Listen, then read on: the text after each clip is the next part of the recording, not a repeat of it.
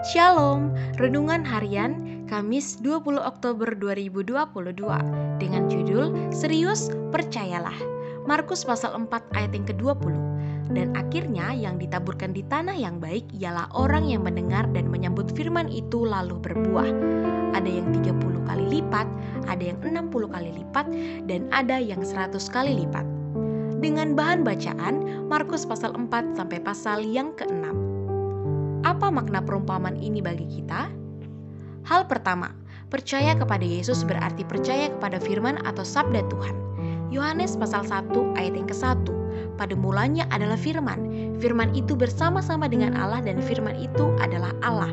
Kita mengakui percaya kepada Yesus. Hendaknya percaya kepada firman Tuhan dan bergaul akrab dengan firman Tuhan dengan menerima, melakukan, dan mentaati firman Tuhan.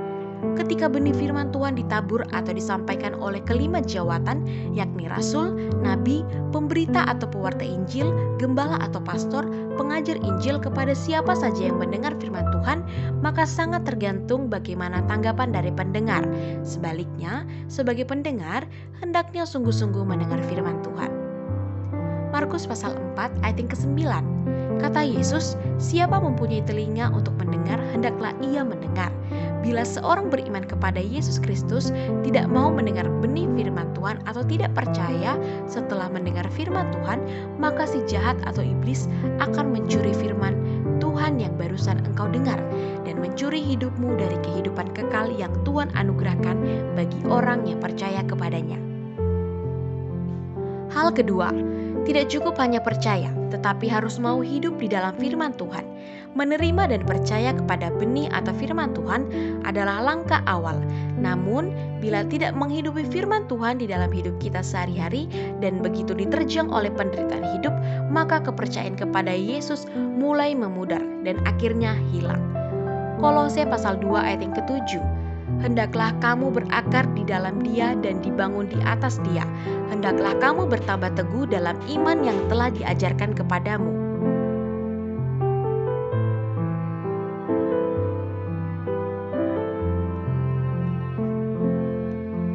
Dan hendaklah hatimu melimpah dengan syukur. Level percaya kepada Yesus hanya mencari berkat-Nya dan menolak sang kuli, sangkal diri, pikul salib, ikut ajaran Yesus. Maka bisa dipastikan orang beriman ini memilih-milih bagian firman Tuhan sesuai keinginannya. Bila ada berkat lain di luar berkat Tuhan, maka dengan mudah ia melepaskan kepercayaannya kepada Yesus dan firman-Nya. Tawaran kesenangan dunia tak mampu ditolaknya karena ia terpikat dan ingin menikmatinya. Baik itu tekanan penderitaan dan ancaman aniaya, benih jatuh dari bebatuan, maupun dihimpit semak duri berupa keinginan duniawi membuat seseorang beriman kepada Yesus tidak mampu mempertahankan benih atau firman Tuhan di dalam hidupnya. Hal ketiga, mempercayai firman Tuhan dan menghasilkan buah seperti yang dikehendaki Yesus. Yohanes pasal 15 ayat yang ke-16b.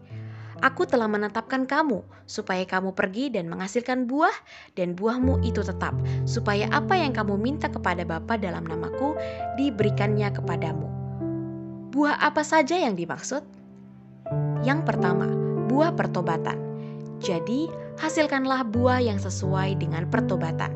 Matius pasal 3 ayat yang ke-8. Merubah sikap dan pandangan hidup seorang beriman mengikuti jalan Tuhan. Contoh, Petrus setelah ia menyesal telah menyangkal Yesus 3 kali dan ia bertobat. Kita bisa lihat buah pertobatan Petrus. Kisah Para Rasul pasal yang kedua ayat yang ke-38. Jawab Petrus kepada mereka, bertobatlah dan hendaklah kamu masing-masing memberi dirimu dibaptis dalam nama Yesus Kristus untuk pengampunan dosa, maka kamu akan menerima karunia Roh Kudus. Yang kedua, buah pelayanan. 1 Korintus pasal 13 ayat yang ke-4 sampai yang ke-7. Kasih itu sabar, kasih itu murah hati, ia tidak cemburu, ia tidak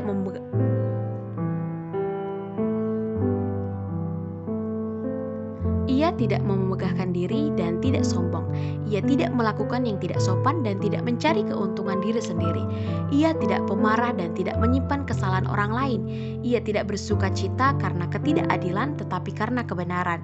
Ia menutupi segala sesuatu, percaya segala sesuatu, mengharapkan segala sesuatu, sabar menanggung segala sesuatu.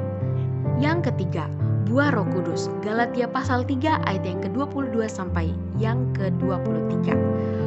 Buah roh ialah kasih, sukacita, damai sejahtera, kesabaran, kemurahan, kebaikan, kesetiaan, kelemah lembutan, penguasaan diri. Tidak ada hukum yang menentang hal-hal itu. Bahan refleksi untuk kita. Apakah kita semua menyambut firman Tuhan dengan gembira dan hidup di dalamnya, kemudian menghasilkan buah pertobatan, buah pelayanan, dan buah Roh Kudus? Mari kita berdoa. Tuhan, jadikan kami gemar untuk percaya dan melakukan perintah-Mu. Amin. Power Statement Amsal 16 ayat yang ke-20. Siapa memperhatikan firman akan mendapat kebaikan, dan berbahagialah orang yang percaya kepada Tuhan.